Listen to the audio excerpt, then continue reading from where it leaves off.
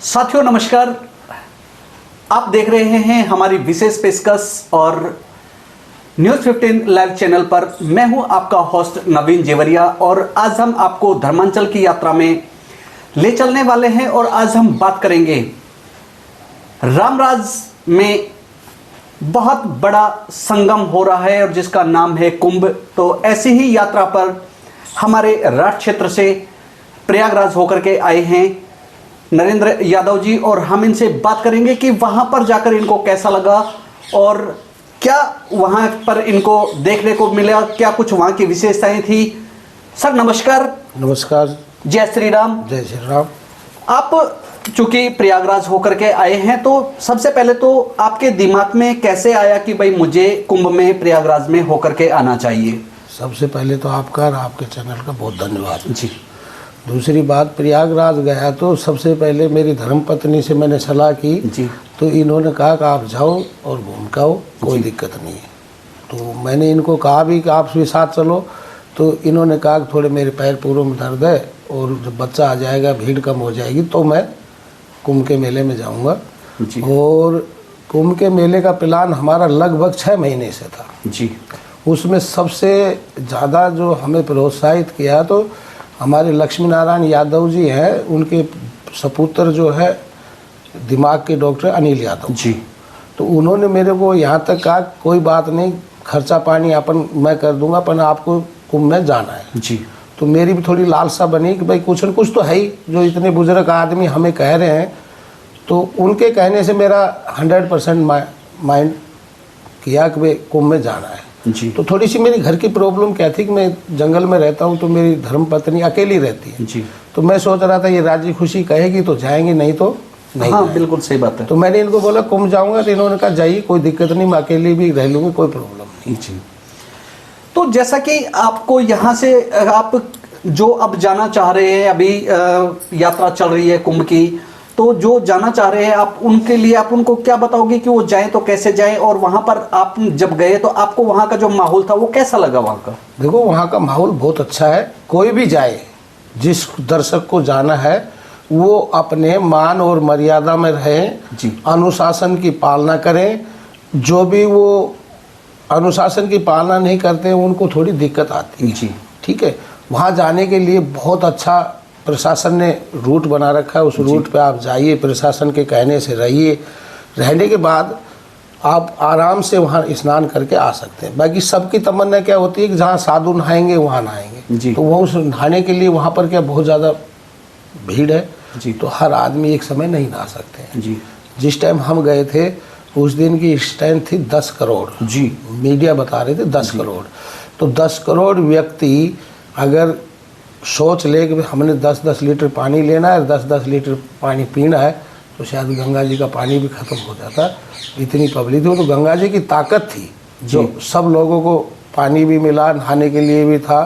तो इस शक्ति तो है ही गंगा माँ की। तो वहाँ की प्रशासन की वहाँ पर क्या कुछ व्यवस्थाएं थी? किस प्रकार से वहाँ पे वो मैनेज कर रहे थे? इतनी वहाँ पे श्रद्धालु गए हुए थे तो वहाँ पर आपको कोई कठिनाई आई या वहाँ पर वो जो प्रशासन थे वो किस प्रकार से मैनेज कर रहे थे? देखो उन प्रशासन को मैं बहुत बहुत धन्यवाद देता हूँ। अगर 10 करोड़ आदमी उस इलाहाबाद शहर में प्रयागराज में अगर आप खड़े करो तो नहीं आ सकते जी। तो उन्होंने प्लान किया कि दूरी बढ़ा दी एग्जिट की, वहाँ से मतलब 10-12 किलोमीटर बढ़ा दिया। तो 10-12 किलोमीटर वे में जितनी पब्लिक आई तो इतनी उधर घुस रही तो इतनी निकल रही। उनका बहुत अच्छा प्रयास था, बहुत अच्छा, बेहतरीन।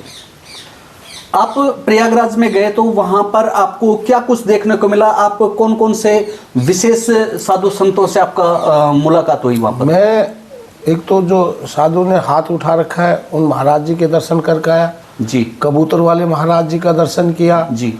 और जो महाराज जी खड़े हुए हैं उनका दर्शन किया और उनसे भी विशेष विशेष साधुओं के हमारे दर्शन लाभ हुए, जो दिखावा नहीं कर रहे थे, परपंच नहीं कर रहे थे, जो बहुत ही अच्छे साधु थे। और मैं वहाँ की एक विशेष बात आपको आज बताऊँगा, ये बहुत ही माननीय बात है कि हम वहाँ गए तो हम एक साधु के उसमें रुके। साधु थे हमारे वासुदेव गिरी जी। तो तो उनका छोटा सा टेंट था, ज़्यादा बड़ा नहीं था। बाकी उसके 3 पार्ट बना रखे थे जी। टेंट में, एक पार्ट में किचन था जी। तो 2 आदमी खाना बनाने वाले थे और खाना खाने वाले 5000 आदमी थे एक शिफ्ट में जी। मतलब जैसे मॉर्निंग में लंच टाइम में 5000 आदमी खाना खाते थे, डिनर में 5000 आदमी खाना खाते थे। तो मेरे को शंका हुई जी। अगर यार ये भोजन आता कहाँ से, इनके पास कहाँ से क्या आया। तो मैंने उनका किचन देखा, किचन में 5 किलो की थैली से बड़ा कोई पैकेज नहीं था जी। फिर भी जितने व्यक्ति खाना खाते थे उसके अबाउ खाना 10-20 लोगों का बच जाता था जी। और वहाँ पर ऐसा नहीं था खाना के लिए कोई किसी को रोका जाए, वो खुद ही सबको बुलाते थे। जैसे रास्ते पे चलते, आ जाओ भाई भोजन कर लो, हरिहर कर लो, हरिहर कर लो। तो साधुओं की ये वो क्या कहूँगा इसको, जो इनकी तत्व वो है ना जी, वो वहाँ काम कर रहा था जी। अच्छा, वहाँ पर चूंकि आप उस समय जब गए हुए थे तो मोनालिसा की आंखें बहुत प्रसिद्ध हुई हैं, तो आप इस प्रकार से वहाँ पर किसी शख्सियत से या इस प्रकार से आप वहाँ पे मिले क्या किसी से? हम गए तो मोनालिसा 2 दिन पहले चली गई थी जी। और उसकी एक सिस्टर थी, उससे मैंने ये मूंगा की माला ली थी जी। तो मैंने उससे बोला इसको चेक करना है, ये मूंगा ओरिजिनल है नकली है जी। तो उन्होंने हमें एक सिस्टम बताया कि आप इसको चांदी पे घिस के देखिए। घिस के हाँ। देखो। फिर एक साधु से मैंने पूछा महाराज जी ये बताइए सही है कि नहीं, बोल बढ़िया है जी। मूंगा की है। तो उसकी बहन से हमारी बात हुई थी, मैं कहा आप भी मोनालिसा जैसे लग रहे हो, नहीं बोले वो चलेगी, मैं उसकी मौसी की लड़की हूँ। जी। बोले हम 6-7 बहन हैं, हमारी एक जैसी आंखें, और उससे भगदड़ ज़्यादा हो रही थी जी। मोनालिसा से। पत्रकार महोदय थे, वो बहुत ज़्यादा उसको वायरल कर दिया तो जी। उसको भीड़ ज़्यादा तंग कर रही थी, तो बेचारी प्रशासन परेशान होकर उसको प्रशासन ने वहाँ से खड़ा दिया था। एक जो ये बाबा था ना IITN बाबा, IITN बाबा जी। इनको भी भेज दिया था जी। पर IITN बाबा दोबारा वापस चले गए जी।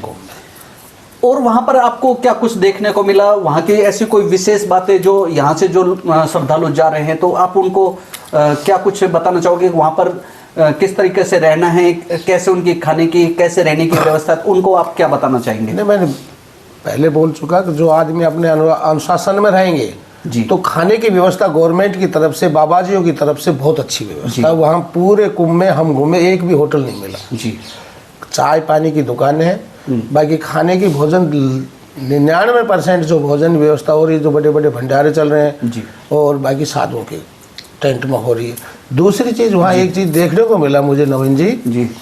मैं जहाँ था मेरे से जो माइक बोलता था खोया पाया जी। वो थोड़ी दूर पे था, उसकी 24 आवर्स कोशिश हमें सुनती थी जी। तो उसमें एक आवाज़ आती थी, भाई ये माता जी है, इनका नाम ये है, इनको आप यहाँ से ले जा सकते। एक भी ऐसा फोन वो अनाउंसमेंट नहीं हुआ जिस पर ऐसा कहा गया हो कि भाई फलाने आदमी का पर्स गिर गया है या फलाने आदमी का पैसे निकल गए हैं। और जहाँ हम रहे जी। तो मैं थोड़ा अनुशासन में बहुत लूज हूँ जी। मैं मेरा फ़ोन छोड़ के चला जाता था नहाने के लिए, बैठ गया तो बाहर फ़ोन छोड़ दिया, ताकि वहाँ पर राम राज था, किसी ने किसी की कोई चीज़ नहीं। जी। तो आपका वहाँ पर कितना दिन का आप कितने दिन रुके वहाँ पे?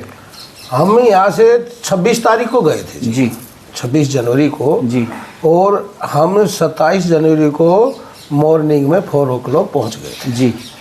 और जहाँ तक हमें पहुँचने में समय लगा तो 2-2:30 बज गए थे। जी। वहाँ जाके रुके, एक संत थे वासुदेव गिरी जी, उनकी पूरी व्यवस्थाएं थी और ऐसी व्यवस्थाएं थी शायद हम 10 करोड़ रुपए खर्च करें तो वो व्यवस्थाएं टेंटों में नहीं हो सकती है। जी। तो अभी जो हमारे राज क्षेत्र के जो श्रद्धालु हैं, अभी बहुत लोग जाने का इच्छुक है, लेकिन चूंकि बीच में भगदड़ हो गई थी तो उनके मन में कहीं ना कहीं डर बैठा हुआ है कि इस प्रकार से, तो आप उनको क्या कुछ सलाह और क्या सुझाव देना चाहेंगे कि अगर वो वहाँ पे जाएं तो किस तरीके से जाएं? देखो मेरी सलाह है कि अपने निजी साधन से जाएं। भीड़ इतनी दूर, बस इतनी दूर तार देती कि बुजुर्ग आदमी वहाँ जाने से पहुँच नहीं पाएगा। जी। तो हो सके तो अपना निजी साधन से जाए, ट्रेन से तो बिल्कुल ना जाए। जी। दूसरी चीज़, वहाँ जाके अपने अनुशासन में रहें, जो प्रशासन कहते हैं उसके मुताबिक चलें तो आपको कुछ भी नहीं होगा। अगर उससे एक्स्ट्रा आप सोचोगे तो आपको दिक्कत आएगी। जी। आप देख रहे थे हमारा विशेष कार्यक्रम धर्मांचल की यात्रा में आज हमारे साथ राठ क्षेत्र मुंडावर विधानसभा क्षेत्र के झालावाड़ से हमारे साथ जुड़े हुए थे नरेंद्र यादव जी, और नरेंद्र यादव जी के साथ सहपत्नीक बैठे हुए हैं। तो आज हम इनसे बात कर रहे हैं कि ये अभी हाल ही में प्रयागराज की यात्रा और कुंभ स्नान करके आए हैं। गए हुए थे, आप पीछे से अकेले थे, तो आपके मन में क्या कुछ शंकाएं थी और आपको कैसा लग रहा था कि वहां पर जाकर के कैसा लगेगा? तो आपको पीछे से मन में क्या आ रहा था? मेरे मन में कुछ भी नहीं आ रहा था, बिल्कुल आराम से, बिल्कुल सही थी, कोई ऐसी टेंशन नहीं थी मेरे को। जी, तो घूमने गया था, मैं घूमने गया, कोई टेंशन नहीं थी मेरे को। तो पीछे से आपने बस प्रभु का भजन कीर्तन किए और फोन भी करते थे, और ऐसे फोन करते थे, बात कर लेते दोनों टाइम, और वैसे हमने ईश्वर का नाम लेते रहे, राधा कृष्ण याद करते रहे, कोई मेरी टेंशन नहीं जी। तेरी मैं।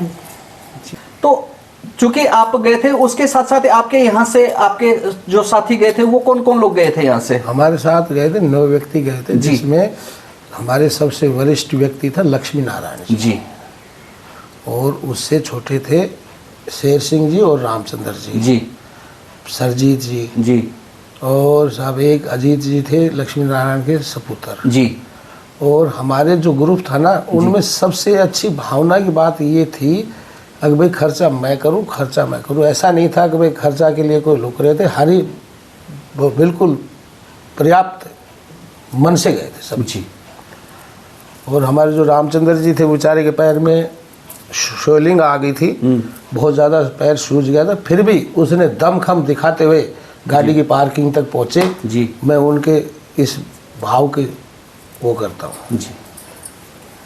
आप देख रहे थे हमारे साथ विशेष चर्चा में नरेंद्र यादव जी किस प्रकार से अपने कुंभ में स्नान की बातें बता रहे थे, और ये बता रहे थे कि जो भी श्रद्धालु वहाँ पर जाएं तो पूरे अनुशासन से रहें, श्रद्धा भाव के साथ जाएं। तो वहाँ पर प्रशासन, स्थानीय प्रशासन के द्वारा, और चूंकि वहाँ रामराज है तो वहाँ पर किसी भी प्रकार की कोई परेशानी नहीं होने वाली है।